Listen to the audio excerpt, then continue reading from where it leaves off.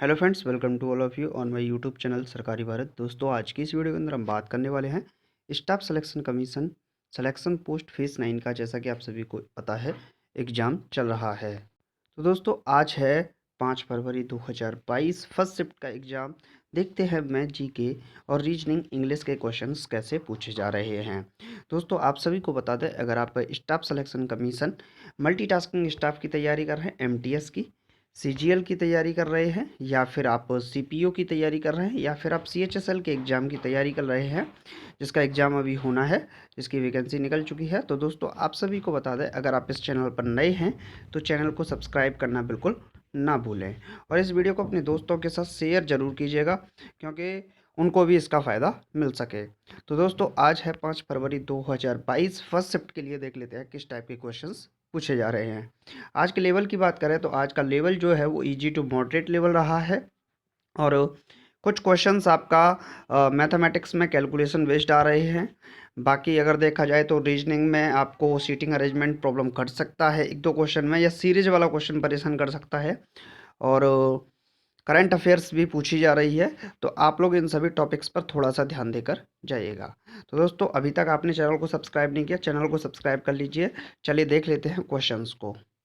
तो चलिए friends, questions देख लेते हैं। आज का अपना पहला सवाल है, यदि लोकसभा का उपाध्यक्ष त्यागपत्र देना चाहे तो वह अपना त्यागपत्र किसको संबोधित करेगा।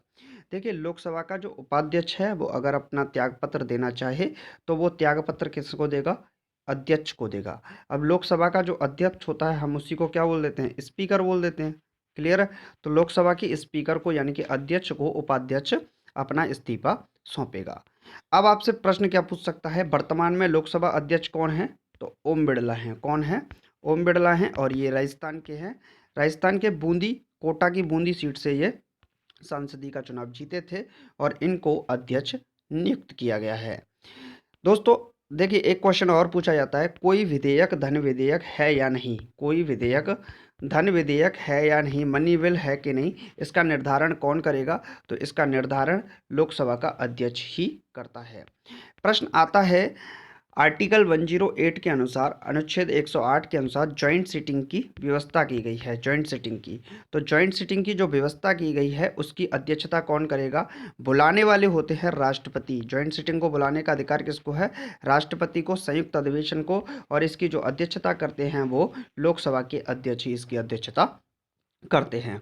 तो क्लियर फ्रेंड्स, ये समझ में आ गया होगा। अच्छा, सबसे पहली, भारत की पहली महिला लोकसभा अध्यक्ष कौन थी? अब ये भी प्रश्न आपसे पूछ सकता है। तो कौन थी? आप लोग कमेंट बॉक्स में बताइएगा। वैसे मैं आपको चलो बता ही देता हूँ, मीरा देवी थी, मीरा कुमार थी। ठीक। और चलिए नेक्स्ट, भारत के पहले लोकसभा अध्यक्ष कौन थे? फर्स्ट फर्स्ट कौन थे? तो ये थे जी बी मावलंकर। कौन थे दोस्तों? जीवी मावलंकर, गणेश वासुदेव मावलंकर लोकसभा के प्रथम अध्यक्ष थे। क्लियर है फ्रेंड्स? चलिए नेक्स्ट क्वेश्चन देख लेते हैं। नेक्स्ट क्वेश्चन है, ये भी लोकसभा से रिलेटेड है। क्वेश्चन है, लोकसभा के निर्वाचन क्षेत्रों का सीमा निर्धारण पिछली बार किस ईस्वी की सन में किया गया था? तो लोकसभा के निर्वाचन क्षेत्रों का सीमा निर्धारण पिछली बार 1972 में किया गया था। अब देखिए, इसका निर्धारण फिर दोबारा से होगा, तो ये होगा 2026 में होगा, क्योंकि 2026 में आपको पता ही है नया संसद भवन बनना है। इसी वजह से नया संसद भवन बनना है कि क्योंकि अब सीटों की संख्या बढ़ने वाली है।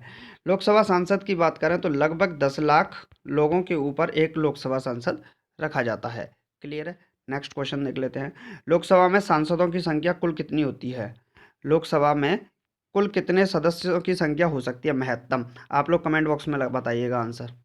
नेक्स्ट है, चीनी के उत्पादन में उपोत्पाद सीरा मोलेसेज किस पदार्थ में बदल जाता है?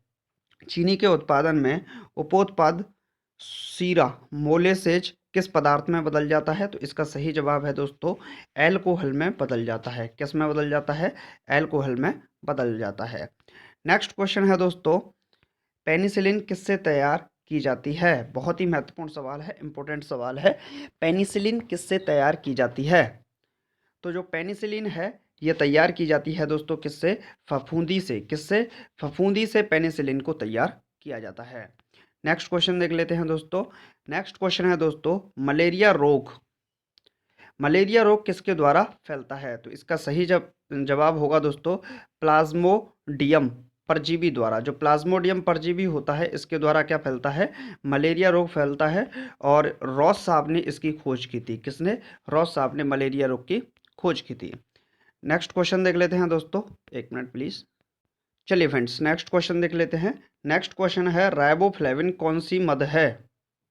मतलब एक तरीके से कौन सा विटामिन होता है राइबोफ्लेविन, ये रासायनिक नाम होता है, ये किसका होता है, तो विटामिन B2 का रासायनिक नाम होता है राइबोफ्लेविन। विटामिन शब्द की बात करें तो विटामिन शब्द की खोज की थी वैज्ञानिक फंक ने। किसने की थी, वैज्ञानिक फंक। विटामिन ए और विटामिन दोनों की खोज की थी मैकुलन ने। किसने की थी, मैकुलन ने खोज की थी विटामिन ए और विटामिन बी की। ये भी क्वेश्चन आपसे पूछा जा सकता है। विटामिन सी की खोज की थी हलकट ने। किसने की थी, हलकट ने। और विटामिन डी की खोज की थी हॉपकिंस ने। किसने की थी साथी, हॉपकिंस के द्वारा विटामिन डी की खोज की गई थी।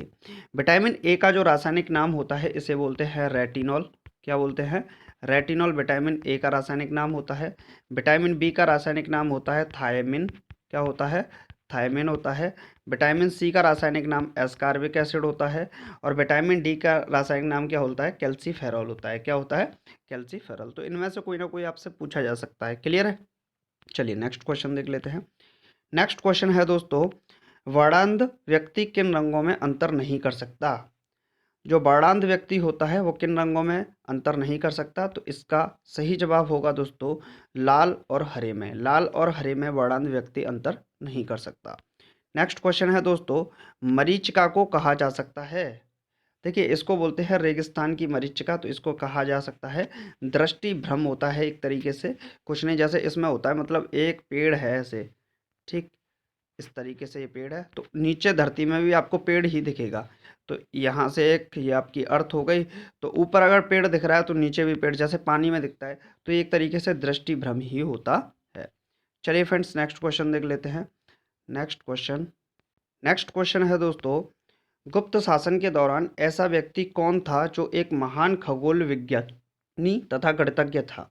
गुप्त शासन के दौरान ऐसा कौन व्यक्ति था, ऐसा व्यक्ति कौन था जो एक महान खगोल विज्ञानी तथा गणितज्ञ था। तो इसका सही जवाब है दोस्तों आर्यभट्ट था। कौन, आर्यभट्ट, जिसने किसकी खोज की थी, शून्य की खोज की थी। क्लियर है, तो ये बात आपको समझ में आ गई होगी। इस टाइप के क्वेश्चंस आप लोग करिएगा। नेक्स्ट है दोस्तों, विधि के अनुसार लोगों तथा सरकार द्वारा स्वीकार की गई मुद्रा को क्या कहते हैं।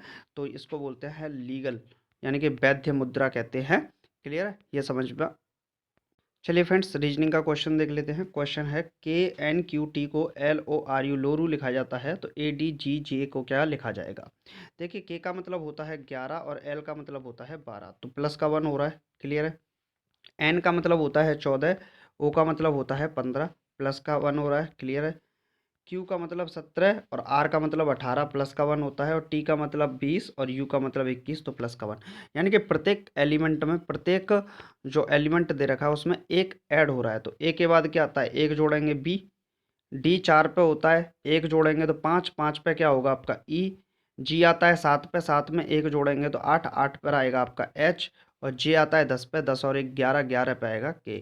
तो आपका क्या बना, BEH K क्या बनेगा दोस्तों, BEH K इस सवाल का सही जवाब हो जाएगा।